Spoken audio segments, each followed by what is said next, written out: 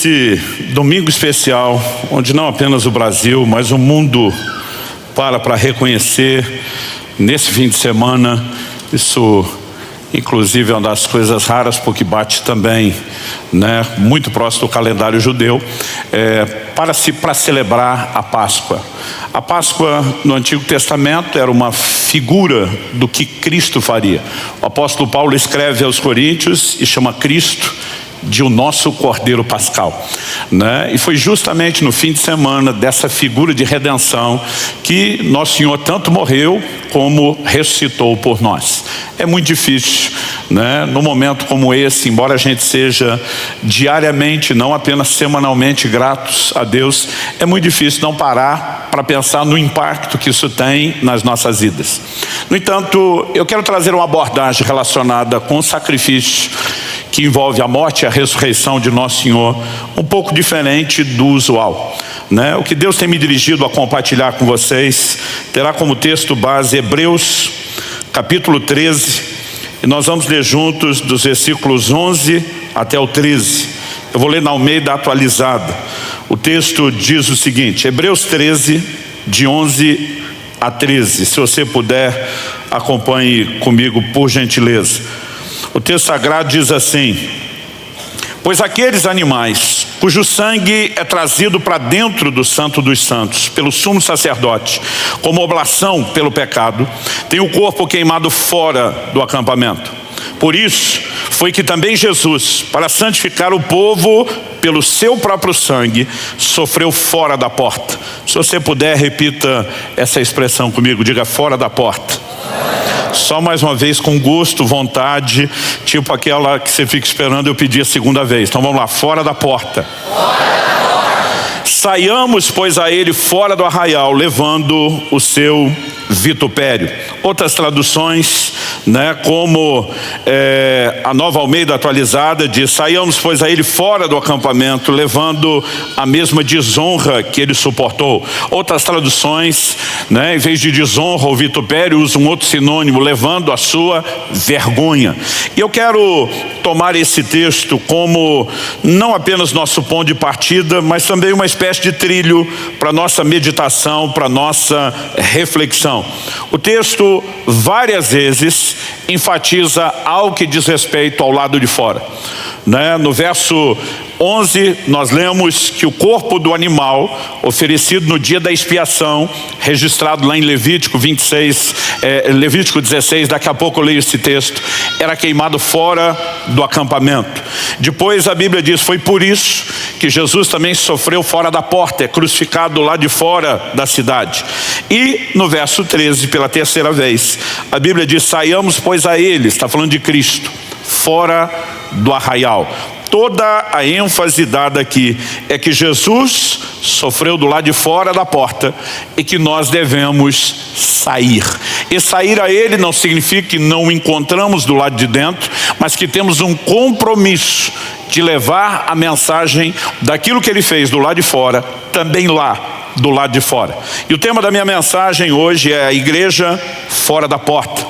Essa expressão porta afora já foi muito mais usada na língua portuguesa antigamente do que é usado hoje. No inglês é muito comum usarem a expressão outdoor, o lado de fora da porta, para falar de tudo que é externo. Nós acabamos conhecendo e imaginando na nossa mente que outdoor é um cartaz de propaganda, Para aqueles que falam a língua inglesa, tudo que acontece do lado de fora é chamado outdoor. Já o que acontece do lado de dentro é chamado de indoor, Teve uma época aqui no Brasil que a gente tinha a febre do kart indoor, que era dentro de um barracão, porta adentro, ou a expressão porta afora. Essa é a linguagem que está sendo usada e ela precisa chamar a minha e a sua atenção para uma responsabilidade que temos. Se entendemos o sacrifício de Jesus, o que é que ele propôs, precisamos entender qual é não apenas o benefício que eu e você temos no aspecto pessoal de salvação, mas qual é o nosso compromisso, qual é a nossa responsabilidade, que é transbordar esse entendimento e essa experiência para o lado de fora. Eu me lembro, aos 15 anos de idade, recém cheio do Espírito Santo, de ter lido um livro que mexeu muito comigo e reprogramou a minha forma de pensar, a minha visão. Era um livro de um grande evangelista, T.L. Osborne, chamado, o título do livro, Conquistando Almas, lá fora, onde os pecadores estão, né? Por mais óbvio que pareça, a ideia do livro era chamar a nossa atenção para o fato de que muitas vezes nós como igreja estamos esperando que o pecador venha até nós, quando a responsabilidade que Deus nos deu é de que nós saiamos até eles. E exatamente disso que o texto fala. E eu queria dividir essas verdades desses versículos em 3 partes. Na primeira, ênfase de que Jesus sofreu fora da porta. E segundo, o chamado a que a gente participe disso. Saiamos a ele fora do arraial, ou fora do acampamento, se você preferir. E a terceira é quando a Bíblia fala sobre levar a sua vergonha. E com esses 3 tópicos eu quero tentar te ajudar a entender o quadro de uma forma um pouquinho mais completa. Então, a tipologia bíblica apresentada, quando diz que aqueles animais cujo sangue é trazido para dentro do Santo dos Santos, o verso 11, pelo sumo sacerdote como oferta pelo pecado. Isso aqui é uma citação de Levítico 16, versos 27 e 28. Deus estava falando a respeito do dia da expiação. Uma vez ao ano, eles tinham o que hoje é conhecido como, o Yom Kippur, o dia do perdão. Era o dia da expiação. E Levítico 16, 27 e 28 diz assim: mas o novilho e o bode da oferta pelo pecado, cujo sangue foi trazido para fazer expiação no santuário, serão levados para fora do arraial. O couro, a carne e o excremento deles serão queimados. E aquele que queimar lavará suas roupas, banhará seu corpo em água e depois entrará no arraial. É essa figura que o autor de Hebreus toma. Aliás, todo o livro de Hebreus vai apresentando de forma figurada as verdades da nova aliança, interpretada a partir do que ele chama de parábolas do Antigo Testamento, de alegorias. Nós precisamos entender que na perspectiva bíblica, na teologia nós chamamos isso de convergência bíblica. Na perspectiva bíblica, tudo converge na pessoa de Jesus. Aliás, Paulo, escrevendo, afirma que Deus faria convergir nele, em Cristo, todas as coisas. O próprio Jesus diz em João 5,39, examinais as Escrituras, porque julgais ter nelas a vida eterna. Ele diz, e são elas que testificam a respeito de mim. Eu amo a maneira como a simbologia bíblica é apresentada. Como dissemos anteriormente, Cristo é chamado de o Cordeiro Pascal. Agora, o que nós precisamos entender é que a ênfase aqui não é apenas o sacrifício. A ênfase de Hebreus 13, de 11 a 13, é onde o sacrifício aconteceu, do lado de fora. E essa expressão nos apresenta uma mensagem que diz respeito a entender a importância de não nos fecharmos como igreja apenas em nós mesmos. E não temos apenas os olhos voltados para o lado de dentro, mas também para o lado de fora. De entendermos a importância de que há edificação do lado de dentro, porta dentro, mas de que há uma missão a ser cumprida do lado de fora, porta fora. Aliás, a gente tem dito sempre que a nossa missão, quando falamos em termos de ministério, de exercício, do serviço, da perspectiva bíblica de serviço, ela tem 3 direções. Aqui a gente fala sobre ministrar ao Senhor, tudo aquilo que é o ministério direto a Deus, oração, adoração, ministrar aos santos, tudo aquilo que diz respeito à edificação, fortalecimento e crescimento, mas também ministrar ao mundo. E nós precisamos entender que não se trata de escolher um ou outro, não se trata de dizer esse é mais importante, porque nenhum desses aspectos eles são concorrentes, nem divergentes, eles são complementares. Mas o foco é sempre que a gente possa transbordar do lado de fora aquilo que temos recebido do lado de dentro. E a Bíblia vai mexendo nesse assunto, eu diria de forma recorrente, porque Deus sabe do perigo da nossa empolgação com a presença, com a glória que nós temos do lado de dentro, a ponto de nos esquecer as necessidades que existem do lado de fora. Algo que me chama a atenção é quando Jesus está ensinando a palavra, e você percebe claramente isso em 2 momentos, não só o Sermão do Monte, mas logo depois momentos onde o Senhor Jesus segue se dedicando ao ensino, que há uma ocasião em que Jesus para, depois de todo o ensino que ele descarregou, e ele vira para os discípulos e diz assim, passemos para o outro lado. E agora eles vão mudar da margem do lago. Era um lago tão grande que era chamado de Mar da Galileia. E quando ele simplesmente interrompe o ensino e leva os discípulos para outra margem, o que é que nós vemos que vai acontecer do lado de lá? Nós temos pessoas necessitadas que precisavam ser atendidos. Nós temos um endemoniado como aquele gadareno precisando ser liberto. E para mim Jesus está falando claramente de dois aspectos que são importantes. Ele diz: vocês precisam de ensino, vocês precisam de instrução, vocês precisam receber o depósito da palavra, vocês têm que estar sentados aos meus pés. Mas é quase como se ele dissesse: nada disso, no entanto, terá importância ou cumprirá plenamente o seu propósito, se não entendemos que depois, no final, o propósito é que a gente descarregue isso na vida dos necessitados do lado de fora. Quando você olha para a transfiguração de Jesus, Mateus capítulo 17 é um desses relatos. A Bíblia diz que ele sobe ao monte para orar, leva alguns dos seus discípulos consigo, Pedro, Tiago e João. E a Bíblia diz que enquanto ele orava, ele se transfigurou diante deles. Eles o veem com roupas resplandecentes. Há uma manifestação da glória de Deus. A Bíblia diz que viram Moisés e Elias, que representa, a lei e os profetas, porque todos os dois, a lei e os profetas, convergiam em Cristo. E eles aparecem falando com Jesus. E Pedro, empolgado, ele simplesmente larga uma e diz: Senhor, vamos fazer 3 tendas. Uma para o Senhor, uma para Moisés, outra para Elias. Nós ficamos no relento. A gente não precisa nem dessa preocupação. Mas quando ele está falando de vamos fazer tenda, ele diz: vamos morar aqui. Não precisamos mais sair daqui. Vamos permanecer nesse lugar. O lugar onde a glória de Deus se manifesta. A Bíblia diz que vem uma voz daquela nuvem de glória que os envolve. E a voz se dirige a Pedro dizendo: esse é meu filho amado, a ele ouvi. Gentilmente a voz está dizendo: cala a boca, Pedro, para de falar, ouça ele, é ele que tem algo a dizer. E o que é que Jesus vai dizer para eles? Nós vamos descer do monte.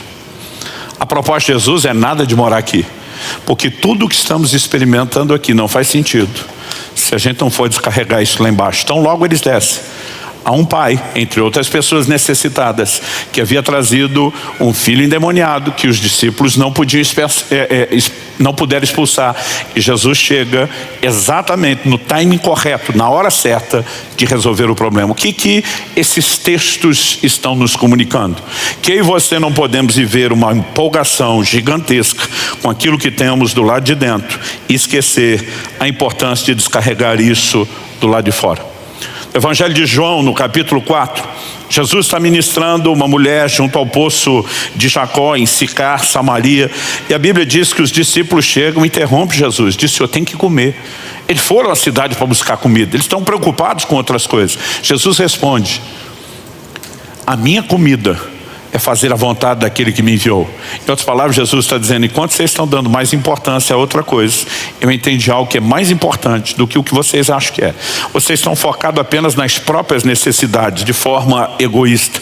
Ele diz: eu estou aqui para tocar e suprir a necessidade de outros. É logo depois dessa lição que Jesus, em João 4,35, diz para os discípulos: levantem os olhos e vejam os campos, pois estão brancos. Outras traduções diz maduros para a colheita. Interessante, se você olhar a frase inteira, Jesus vai falar assim: vocês não dizem que ainda faltam 4 meses até a colheita? Em outras palavras, no natural não tinha campo branco nenhum, porque só estaria desse jeito 4 meses depois. Mas Jesus pega uma figura e diz: esquece agora o natural, olha além do próprio umbigo, começa a enxergar a necessidade. Tem gente pronta para ser colhida. A maior parte do tempo, a ênfase bíblica é que eu e você precisamos deixar de olhar apenas para o umbigo, deixar de olhar apenas para o lado de dentro e enxergar a necessidade daqueles que estão do lado de fora. Porque essa dificuldade parece ser um comportamento repetitivo desde o início da história da igreja. Em Atos, no capítulo 1, no verso 8, Jesus fala a respeito de qual era o propósito do derramar do Espírito Santo. Ele diz: recebereis poder ao descer sobre vós o Espírito Santo e sereis minhas testemunhas. Para que ser cheio do Espírito Santo? Não é apenas para que a gente o desfrute, mas é porque ele nos capacita a cumprir o propósito de ser testemunha. Aonde? Do lado de fora. Ele diz: vocês vão ser minhas testemunhas em Jerusalém, Judeia, Samaria e até os confins da terra. Aí o Espírito Santo é derramado no dia de Pentecostes. Eles até testemunham em Jerusalém, mas ninguém arreda o pé de lá. Ninguém vai a lugar nenhum. O avivamento vem com força para Jerusalém. Outras pessoas estão vindo para Jerusalém, mas os discípulos não estão saindo. E eu costumo dizer que tem um contraste entre Atos 1:8 e Atos 8:1. E não é apenas a mudança da ordem de que número dita o capítulo e qual dita o versículo. É o que vai acontecer. Atos capítulo 8, no verso 1, nos fala a respeito de uma grande perseguição que se levanta contra a igreja. O texto diz assim: naquele dia teve início uma grande perseguição contra a igreja em Jerusalém. Aí a Bíblia diz assim, todos. Nós estamos falando de uma igreja de milhares de pessoas. E a Bíblia diz todos, exceto os apóstolos. No primeiro dia em que Pedro prega, no dia de Pentecostes, a Bíblia diz cerca de 3.000 se converteram. Logo depois a Bíblia vai dizer, elevou-se o número dos discípulos a cerca de 5.000. A essa altura nós já não sabemos quantos milhares, mas Atos capítulo 6 diz que a igreja seguia se multiplicando. Então temos multiplicação em cima dos primeiros números mencionados. E de repente a Bíblia apresenta a ideia de que todos esses milhares e milhares de crentes, exceto os apóstolos, que era um grupo pequeno, foram dispersos pelas regiões da Judéia e Samaria. Por que eles foram dispersos? Versículo 4 diz assim: enquanto isso, os que foram dispersos iam por toda parte pregando a palavra. Foram dispersos porque todo mundo fugiu da perseguição. Basicamente, imagino Deus olhando do céu, dizendo, eu dei a missão, orientei o que era para fazer, enchi vocês do Espírito Santo, capacitei, e vocês não vão por bem. Vou espalhar vocês na marra. Se não vão por bem, vão pelo outro tipo de bem que vocês interpretam como mal. Deus tem um foco e uma missão redentora para toda a humanidade. Ele nos deu a honra e o privilégio de ser parte disso. E Ele está dizendo, eu dou a vocês a direção, estabeleço o trilho, oriento qual a missão, eu capacito vocês. Mas se vocês ainda assim se empolgarem, achando que o avivamento é só para vocês, eu espalho vocês de alguma outra forma. Basicamente o que a gente vê é a mesma empolgação de Pedro no Monte da Transfiguração. Eles estão curtindo o mover de Deus, a glória, aquele ambiente, mas não saíram cumprir a missão. Interessante que entre esses que fugiram da perseguição está Filipe. Filipe chega em Samaria, prega o evangelho, temos um avivamento, mas até então o que Filipe fez foi missão acidental. Não tem nada intencional, não tem nada planejado. Mas no meio desse mover tremendo, de repente a Bíblia diz no verso 26, que um anjo do Senhor aparece para Filipe e diz, vaza, some daqui, deixa o lugar do avivamento. Imagino a missão que está sendo apresentada para ele como algo bem confuso, porque o Senhor disse para ele, vai para aquela estrada, para aquele caminho que está deserto. O que significa que está deserto? Tem ninguém. Larga esse mover todo, esse monte de gente sendo salva, curada, liberta, batizado nas águas, cheio do Espírito Santo, e vai para o lugar que não tem ninguém. Como nada do que Deus diz é sem propósito, Filipe obedece. E quando ele obedece, chega lá, daqui a pouco tem um viajante passando. A Bíblia fala de um eunuco, um etíope, que era um alto oficial da rainha da Etiópia. E ele está passando, e o Espírito Santo se junta a essa carruagem. E porque Filipe estava ali, obedeceu o comando de Deus, ele levou aquele camarada para Jesus, um homem. Deus mandou ele abandonar a cidade em avivamento para alcançar um. A tradição cristã diz que esse um foi o responsável por disseminar e espalhar o evangelho em toda a Etiópia. Uma nação inteira foi tocada e alcançada. Nós precisamos entender que muitas vezes na empolgação com aquilo que Deus está fazendo, nós perdemos o foco da missão. E o tempo todo, eu e você estamos sendo chamados a entender que assim como Jesus sofreu fora da porta, nós temos uma missão. Qual é a missão? A segunda parte que eu quero destacar, que é um desdobramento, uma expansão da primeira, é que a Bíblia diz assim, saiamos a Ele fora do acampamento, fora do arraial. O que é o saiamos a Ele? Não significa que Jesus está pendurado na cruz do lado de fora até hoje. Embora numa perspectiva prática, precisamos entender que quando Paulo diz, estou crucificado com Cristo, ele não está falando de algo literal, mas ele obviamente está pegando aquela realidade, algo que aconteceu, que em termos históricos, na cronologia já ficou no passado, e ele trata como ainda está lá. E a Bíblia está dizendo que eu e você temos que sair a Ele. Não é um sair para experimentar os benefícios, é sair para se unir a Ele nessa missão de vamos alcançar os que estão do lado de fora. Porque se permanecemos apenas do lado de dentro, não alcançaremos os que estão do lado de fora. Aliás, o texto diz, saiamos a ele levando a sua vergonha. Daqui a pouco vou explicar melhor isso. Mas o levar a sua vergonha é participar com ele daquilo que ele começou. É levar a cabo a obra que ele iniciou. A palavra de Deus diz que, o próprio Jesus diz isso aos seus discípulos, a palavra de Deus registra que eu e você somos luz do mundo.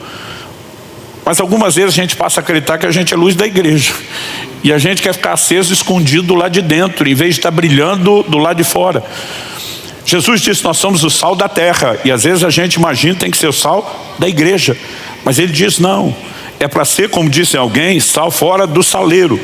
Então, muitas vezes eu percebo uma mentalidade errada e deficiente que nós temos de confundir aspectos da santificação com a nossa missão. Eu, por exemplo, sou parte de uma geração que quando as pessoas se convertiam, a primeira coisa que a gente fazia era arrancá-la de todo o relacionamento com os amigos e os familiares que não eram crentes. Porque a gente dizia, você tem que se separar, você tem que ser santo. E a gente dizia, a palavra eclésia, que é a expressão no grego traduzida como igreja, significa os chamados para fora. Então sai do meio dessa turma, se isola. De fato, a palavra eclésia é uma combinação, um jogo de palavras que significa chamar para fora. Mas era usada para falar de qualquer assembleia, de qualquer ajuntamento, onde as pessoas recebiam a convocação para sair das suas casas e se reunir para discutir algo em conjunto. Agora, isso não significa, na perspectiva bíblica, sob hipótese nenhuma, que a gente se isola, que a gente desconecta-se das pessoas. Aliás, quando você olha na Bíblia, as pessoas que têm mais acesso, normalmente são aqueles recém-convertidos. Porque a maior parte das pessoas do relacionamento deles ainda são pessoas que não se converteram e que não servem a Deus. E muitas vezes nós tiramos essa pessoa para dizer que nós precisamos fortalecê-la, que ela tem que ser edificada, para depois de muito tempo, quando a gente diz agora está maduro, a gente tentar mandá-la de volta para aquele lugar como missionário, depois que ela perdeu toda a conexão com as pessoas. Pastor, a Bíblia não fala de separar? Sim, a Bíblia fala de separar não do convívio com incrédulos. A Bíblia fala a respeito de separar-se do que a Escritura chama de falsos irmãos. Em 1 Coríntios, no capítulo 5, a partir do verso 9, o apóstolo Paulo diz assim, interessante, que ele está falando aqui do contexto da Páscoa. Ele chama no versículo 7 Jesus de o nosso Cordeiro Pascal. No 8 ele fala de celebrar a festa. A festa da Páscoa era acompanhada de uma semana, 7 dias de celebração do que era uma festa complementar, chamada festa dos pães asmos. Todo o fermento era tirado. O fermento é a figura do pecado. Então Paulo diz no verso 8, por isso celebremos a festa não com o velho fermento, nem com o fermento do mal e da maldade, mas com o pão sem fermento, o pão da sinceridade e da verdade. Ele está falando que a festa da Páscoa se celebra com uma vida de santificação, honrando Jesus e o sacrifício pelos pecados. Aí ele emenda o raciocínio e diz assim, na outra carta, já escrevi a vocês que não se associassem com os impuros. Verso 9 de 1 Coríntios 5. Agora no 10 ele explica, refiro-me com isso não propriamente aos impuros desse mundo, aos avarentos, ladrões ou idólatras, pois nesse caso vocês teriam de sair do mundo. Verso 11, mas agora escrevo a vocês que não se associem com alguém que, dizendo-se irmão, for devasso, avarento ou idólatra, maldizente, bêbado ou ladrão, nem mesmo comam com alguém assim. Em outras palavras, Paulo está dizendo, eu nunca orientei vocês a cortar relacionamento com um incrédulo, com um ímpio. Ele está dizendo, eu orientei vocês a cortar relacionamento com aquele que, dizendo-se irmão, que alegando conversão, nunca mudou de vida. Com aquela pessoa que não se deixa ser influenciada pelo evangelho, mas com um estilo de vida pecaminoso, está tentando influenciar vocês, os crentes, com quem se relaciona. A questão que nós precisamos entender, que está sendo abordada aqui, ela tem mais a ver com influência. Em Lucas 7, versos 33 e 34, Jesus é chamado de amigo dos pecadores. Ele nunca esteve distante dos pecadores. Ele foi atacado e criticado por isso. É interessante que vários textos enfatizam essa verdade. Por exemplo, Lucas 5, 30 e 31, diz assim, os fariseus, seus escribas, murmuravam contra os discípulos de Jesus, perguntando, por que vocês comem e bebem com os publicanos e pecadores? Jesus tomou a palavra e disse, os sãos não precisam de médico, e sim os doentes. Não vim chamar justos, e sim pecadores ao arrependimento. Em Lucas capítulo 15, verso 1 e 2, a Bíblia diz assim, aproximavam-se de Jesus todos os publicanos e pecadores para o ouvir. Os fariseus e os escribas murmuravam dizendo: esse recebe pecadores e come com eles. Era gente tão, entre aspas, tão santa, que não tinha conexão nenhuma com aqueles que precisavam de arrependimento. O ponto que nós precisamos entender é influência. Jesus está no meio dos pecadores, está influenciando eles com o evangelho? Sim, essa conexão tem que ser usada. Alguém se diz irmão, alega ter saído de lá, está no nosso meio, mas vive uma vida de religiosidade, com o coração blindado contra o evangelho, defendendo a prática do pecado, não se permite ser influenciado e pode ser uma má influência. Aí a Bíblia diz: lima esse fora do relacionamento, esse você nem come com ele. Mas enquanto há receptividade por parte de qualquer gente impura, para que você os toque, a Bíblia está dizendo que essas conexões têm que ser usadas. Há pouco tempo compartilhei com vocês aqui uma mensagem titulada Pescando com Redes, e falamos do poder dos relacionamentos na pregação do evangelho. Deus nunca nos mandou nos afastar das pessoas, apenas a gente não deixa que uma proposta e que valores pecaminosos nos toquem, mas nós precisamos levar a mensagem transformadora do evangelho. Quem está entendendo? A visão de serviço e ministério dentro da igreja muitas vezes vem sendo mal entendida e compreendida. Eu sei que a gente tem o ajuntamento dos santos, seja as nossas reuniões públicas, os cultos, ou as reuniões que temos nas casas, que chamamos de células, e obviamente existe um ministério ao Senhor, existe um ministério aos santos, que envolve fortalecimento, edificação, mas nós precisamos entender que serviço e ministério não é só aquilo que fazemos para Deus e entre nós. Uma das perspectivas bíblicas de ministério é o que fazemos para o lado de fora. Então eu louvo a Deus por esse exército que nós temos, desde voluntários que ajudam em todas as áreas de funcionamento dos nossos cultos e reuniões, áreas, que muitas vezes as pessoas nem param para perceber a importância e o valor que tem. Esse exército de gente nós temos trabalhando naquilo que alguns vão dizer: não, isso aqui é mais espiritual, como louvor e adoração, os líderes de célula, o cuidado que a gente tem com as pessoas por meio aí, não só dos líderes, dos supervisores, coordenadores, como eu disse, é um verdadeiro exército. Mas apesar de tudo isso ser importante, a gente ser muito grato por tudo que fazem, nós precisamos entender que isso não define a nossa missão. Isso é apenas uma parte dela.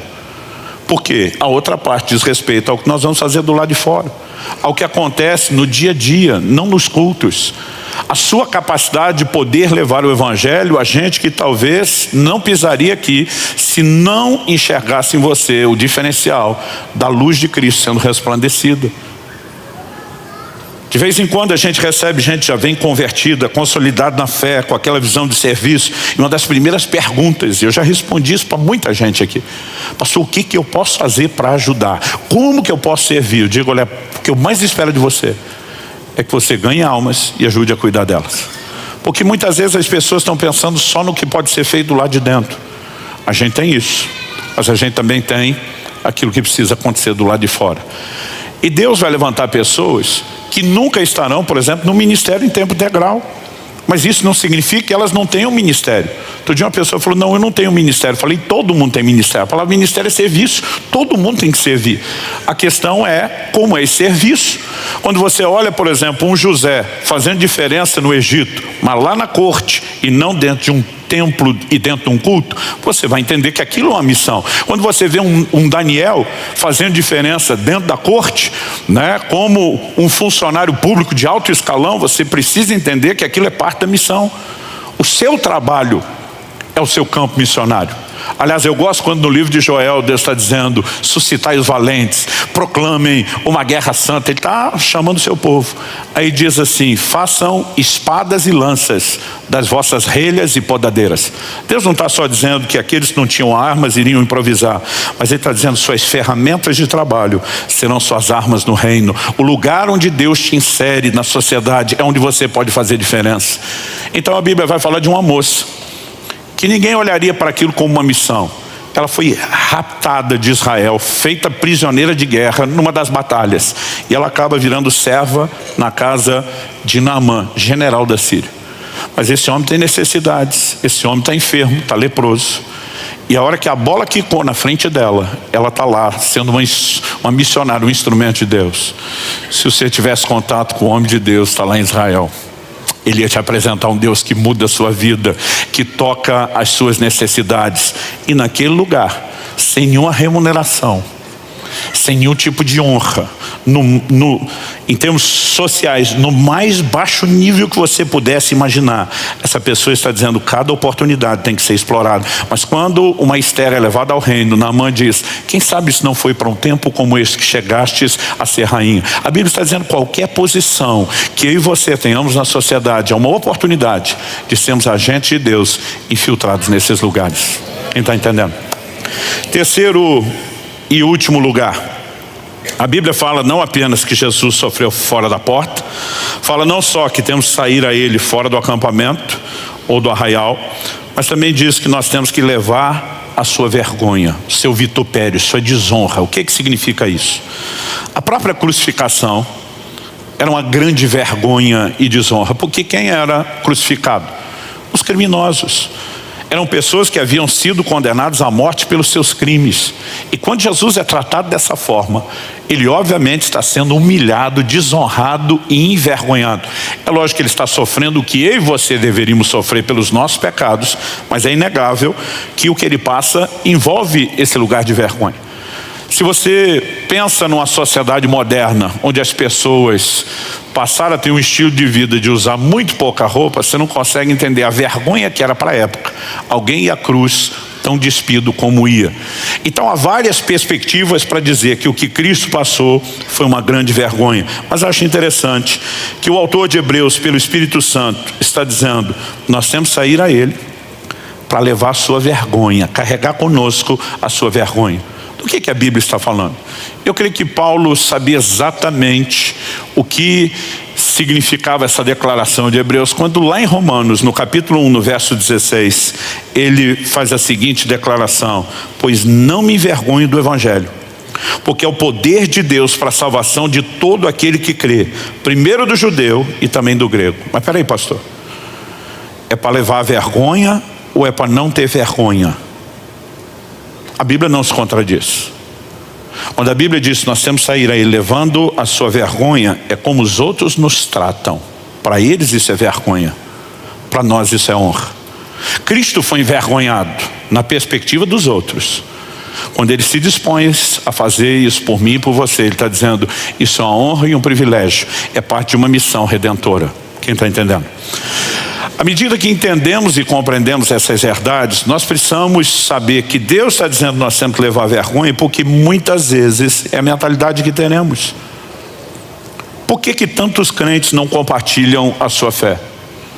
Gente, eu durante muito tempo, eu fui parte do SSC, para quem não sabe, é o Serviço Secreto Cristão. É aquele crente com uma identidade tão secreta que às vezes nem ele sabe o que ele é. De tão secreto, é secreto até para ele. Eu morria de vergonha. Por quê? Eu me lembro de uma época onde o Evangelho não tinha a popularidade de hoje. O que às vezes, se por um lado me empolga, por outro me assusta. Porque eu me lembro de quando saía para ir para a igreja, e a gente tinha, a caminhada que para nós adolescentes era da vergonha, não com isso você pensou, mas era sair de casa ao ponto de ônibus com a família no domingo para ir para a igreja. Eu muitas vezes já sabia que os amigos iam começar a gozação. Eu botava a Bíblia para dentro da calça, cobria com a camisa do lado de fora para que eles não vissem eu com Bíblia, mas não tinha jeito. Papai saía vestido de crente, com a Bíblia debaixo do braço, desfilando com a família. Eles sabiam que era hora de ir para o culto. Aí começava alguns a dizer: Pai de Deus, irmão, Pai do Senhor, ô Bíblia, glória a Deus, aleluia, ora por mim. E era toda aquela provocação. Eu não sabia onde enfiar a cara, eu morria de vergonha. Eu me lembro quando na pré-adolescência, um dia alguém na escola descobriu que eu era crente. Eu fiquei apavorado, e tipo assim, acabou meu segredo. Agora vão começar a gozação toda. E eu fiz questão de explicar: não, mas eu não sou da igreja de fulano. Fulano era da igreja assim, daquela do regime talibã. Só a boca, tentando dizer, o nosso é um pouquinho melhor. Não é tipo assim, não me zoe tanto como vocês zoariam ele. Até que aos 15 anos de idade eu fui cheio do Espírito Santo. E aqui que tudo muda. É por isso que Jesus disse: recebereis poder ao descer sobre vós o Espírito Santo, sereis testemunhas. Sabe o que ele está dizendo? Eu não quero ninguém lá tentando falar de mim com vergonha. Eu quero gente que dê a cara a tapa, eu quero gente que saia com ousadia, eu quero gente que encare o que vier, qualquer zombação, qualquer escárnio, qualquer provocação e até mesmo perseguição. Porque ele sabia que a gente não seria necessariamente bem recepcionado. Jesus, quando envia os seus discípulos, ele diz: ei, presta atenção, o discípulo não é maior do que o mestre. Ele disse: se me chamaram de Beelzebu, que era o maioral dos demônios, traduzindo, Jesus está dizendo: se me esculhambaram, vão esculhambar vocês. Em outras palavras, eu e você não temos o direito de ter uma expectativa de que a gente não vai receber provocação, afronta, xingamento, perseguição, zombaria, sermos ignorados. Mas a Bíblia está dizendo que nossa missão é levar a sua vergonha. É isso que eles pensam de nós, é assim que vão nos tratar. Nós vamos enfrentar. Em Hebreus, no capítulo 11, no verso 26, falando de Moisés, a Bíblia diz assim: ele entendeu que ser desprezado por causa de Cristo era uma riqueza maior do que os tesouros do Egito, porque contemplava a recompensa. Eu acho interessante essa declaração, porque quando você olha para a história de Moisés, não existe a revelação de Cristo, nada disso com clareza. A Bíblia só está dizendo que ele simplesmente se recusou a ser chamado, de filho da filha de Faraó. Está no verso 24. O 25 diz que ele preferiu ser maltratado com o povo de Deus a usufruir prazeres transitórios do pecado. Aí no verso 26 diz: ele entendeu que ser desprezado por causa de Cristo era uma riqueza maior do que os tesouros do Egito. Aqui a Bíblia está apresentando uma figura de que o posicionamento dele de dizer: eu abro mão do palácio, da glória, do reconhecimento, para ser um defensor do meu povo, para participar do projeto redentivo de Deus para com o seu povo, é uma figura daquilo que eu e você precisamos carregar. Muitas vezes nós ficamos pensando que vale a pena se proteger, se poupar, não ser exposto. A Bíblia diz: a maior riqueza que ele podia ter não era os tesouros, usufruir dos tesouros do Egito, era enfrentar a vergonha que ele poderia passar por causa de Cristo. Mas a Bíblia diz assim: porque contemplava a recompensa. Mais do que apenas participar do que Jesus está fazendo, eu e você precisamos entender que a grande honra é a recompensa, seja a salvação dessas pessoas, por quem poderemos ser humilhados, ou o próprio galardão que teremos, além da alma salva delas. Tudo isso é parte de um combo que justifica o que eu e você podemos passar ou enfrentar. Mas o diferencial é quando somos cheios do Espírito. Para encerrar, logo depois da ressurreição de Jesus, ainda naquele glorioso fim de semana onde Deus mudaria para sempre a história de toda a humanidade, João 20, verso 19, diz que os discípulos de Jesus estavam trancados por medo dos judeus. Trancado significa não só porta fechada, janelas fechadas, eles estão trancados. Mas a Bíblia nos mostra como Jesus aparece no meio deles. Aliás, no relato de João, nós temos a conversa de Jesus com Tomé, dizendo: aí, você quer tocar, você quer apalpar, eu estou aqui. Mas Marcos 16 nos dá uma perspectiva de por que Jesus apareceu para eles.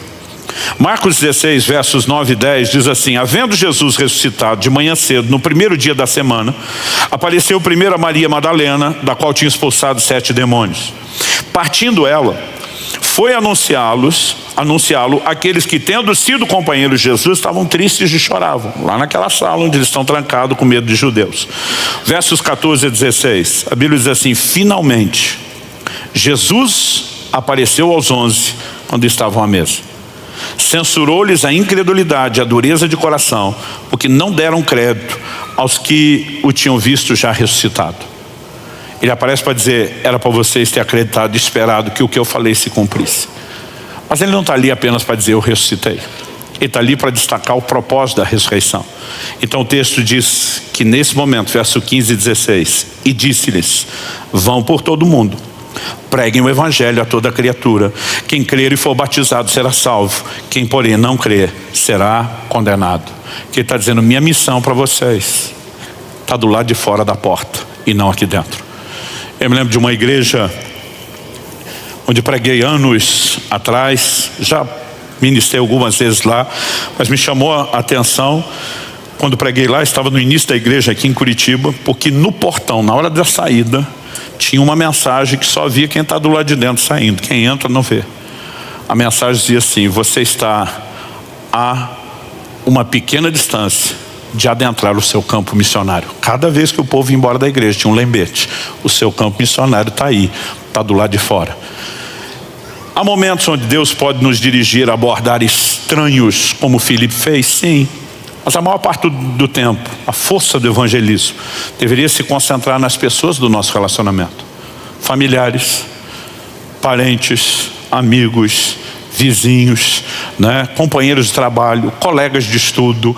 Nós temos dia após dia oportunidades, mas para proclamar a palavra, eu e você vamos precisar de ousadia, que é o oposto da vergonha. E essa vem somente do poder do Espírito Santo. Atos 1:8, recebereis poder ao descer sobre vós o Espírito Santo. Eu me lembro quando eu fui cheio do Espírito Santo e eu dei baixa do SSC, o Serviço Secreto Cristão. Eu fui para a linha de frente. Eu falei: agora todo mundo vai saber que eu sou crente. Eu ia para o trabalho, eu pegava a Bíblia, eu comprei a maior Bíblia, a maior e a mais larga que podia, eu levava comigo. Meu pai dizia: por que você vai levar? Você nem tem tempo de ler no trabalho. Eu dizia: mas vou deixar em cima da mesa para todo mundo saber que eu sou crente. Agora eu quero que ela crie uma oportunidade de conversa. Eu quero é que alguém me provoque. Eu quero é que alguém zombe de mim. Eu quero é que deixe a bola quicando na minha frente. Eu surtei, enlouqueci. Porque essa ousadia não vem de você, ela é fruto do enchimento do Espírito Santo. Mas os meus discípulos são transformados depois de Pentecostes, e deixam de ser os medrosos, estão trancados, e agora entende que a missão é do lado de fora. Atos capítulo 2 fala de como eles foram cheios do Espírito. 2:3 mostra eles pregando, evangelizando. O 4 mostra que eles são presos por pregar o evangelho. E quando saem da prisão, Atos 4 de 29 a 31 mostra eles orando, porque quando saíram da prisão foram proibidos de pregar o nome de Jesus. E eles se reúnem e oram, e a Bíblia diz que eles oraram assim, Atos 4, 29 a 31, agora Senhor, olha para as ameaças deles e concede aos teus servos que anuncie a tua palavra com toda ousadia, enquanto estendes a tua mão para fazer curas, sinais, prodígios, por meio do nome do teu santo servo Jesus. Tendo eles orado, tremeu o lugar onde estavam reunidos, e todos ficaram cheios do Espírito Santo e com ousadia anunciavam a palavra de Deus. Enchimento do Espírito na vida do crente tem que ser ato contínuo. Não é uma experiência para você dizer: lá no passado, há tanto tempo, o Senhor disse aos 15 anos. Sim, começou. Mas eu descobri com Atos 4 que eu e você temos que dar manutenção nesse enchimento. Em Efésios, no capítulo 5, no verso 18, a Bíblia diz: não vos embriagueis com vinho, no qual há dissolução, mas enchei-vos do Espírito. A conjugação dessa palavra, desse verbo, enchei-vos, no original grego, de acordo com os estudiosos, ela está no tempo contínuo. Nós não temos um equivalente na língua portuguesa. O que nós temos chega perto, é parecido, é o gerúndio. Então quando a gente diz fulano está andando, você sabe que aquela atividade está em execução. Quando diz Luciano está pregando, você sabe que ele está fazendo isso naquele momento. Não quer dizer que estava fazendo antes, e não tem garantia de que continuar a fazer depois. Mas no grego eles têm um tempo contínuo. Se fosse traduzido ao pé da letra, era mais ou menos o seguinte: encha-se, continue a se encher e não pare nunca de se encher do Espírito Santo. Então dia alguém falou: pastor, por que a gente tem que continuar se enchendo? Eu falei: porque a gente tem vazamento. Se não tivesse vazamento, não tinha necessidade de se encher. Muitas vezes vazamos pela nossa carnalidade, muitas vezes vazamos descarregando virtude nos outros, como Jesus fez com as pessoas. Mas nós precisamos desse enchimento, e é manter o enchimento ativo que mantém a ousadia de ser a testemunha, de levar sua vergonha do lado de fora funcionando. Mas o que Atos 2, o dia de Pentecostes, tem em comum com Atos 4? Atos 1,14, antes do derramar do Espírito, diz que eles perseveravam unânimes em oração. Atos 4, quando são novamente cheios do Espírito, a Bíblia diz que eles se reúnem mais uma vez unânimes, estão orando, buscando a Deus. O enchimento do Espírito Santo não é uma espécie de download automático e espontâneo.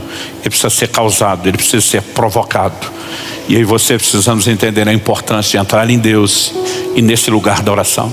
Não apenas orar de uma forma geral por tudo, não apenas orar pelas nossas necessidades, mas orar para que Ele cumpra a sua promessa de nos encher do Espírito, de nos fazer testemunhas. Eles oravam especificamente: permita que a gente anuncie a Tua palavra com toda ousadia. E você precisamos orar pelas pessoas pelas quais temos a responsabilidade de testemunhar. Precisamos orar para que Deus nos dê todas as ferramentas e possamos cumprir a nossa missão com recursos sobrenaturais.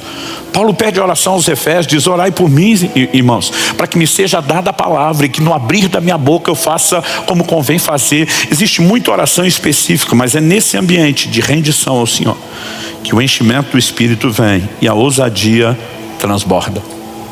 Deus me deu o privilégio de caminhar perto de muita gente doida, logo no início do desenvolvimento da vida cristã.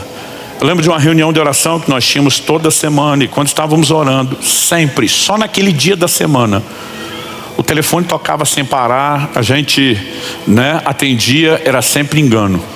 Um dia que estava no nosso meio desses doidos falou: eu resolvo esse problema. Ele falou assim: Satanás quer atrapalhar a nossa reunião, porque o dono da casa diz que nunca tem engano, só tem no dia e no horário da reunião de oração. Ele diz: deixa comigo, quem atende sou eu. Eu fiquei com medo de que ele fosse ser mal criado. Daqui a pouco o telefone toca, ele atende, ele diz: não é aqui. Não, senhor, não foi engano. A divina providência fez com que seu telefonema caísse aqui, para que você ouvisse a respeito de Jesus. E depois dele pregar para os 3 primeiros enganos, nunca mais o telefone tocou. Eu ficava pensando, existe uma forma diferente de lidar com as situações. Conheci um outro que havia uma confusão no aeroporto por causa de um voo cancelado, ninguém falava nada, todo mundo reclamando, brigando. Ele subiu em cima do balcão da companhia aérea, começou a gritar: todo mundo quer do voo tal, eu quero explicar para vocês o motivo do cancelamento. Todo mundo chegou, queria uma explicação. Ele diz: qual a explicação da companhia aérea? Eu não sei, mas o Deus da divina providência permitiu esse momento para que você escutasse o evangelho. Não vai embora. Comecei a andar perto de uma turma doida, que orava com a turma na rua. E sabe, não adianta você tentar imitar, porque você vai descobrir que alguma coisa dentro de você te trava, menos que você tem o recurso sobrenatural da ousadia. E quando a gente é alimentado por esse poder que provém daquele lugar de oração, tudo muda. Esse domingo especial de Páscoa, lembrando que Paulo diz assim, 2 Coríntios 5,14: o amor de Cristo nos constrange. E diz, julgando nós isso: um morreu por todos, logo todos morreram. E os que agora vivem, porque ele morreu por nós, não podem mais viver para si. Uma das nossas grandes respostas de gratidão a ele não é só dizer obrigado, não é apenas cantar em adoração, é dizer: eis-me aqui, envia-me a mim. É dizer: eu vou levar a sua vergonha lá fora, eu vou me unir ao Senhor, eu vou ser parte dessa sua missão extraordinária, desse plano redentor de salvar o globo, para que toda criatura possa ouvir o evangelho. Você recebe essa palavra? Feche seus olhos por um instante. Senhor, eu oro por cada um dos meus irmãos e irmãs nesse lugar,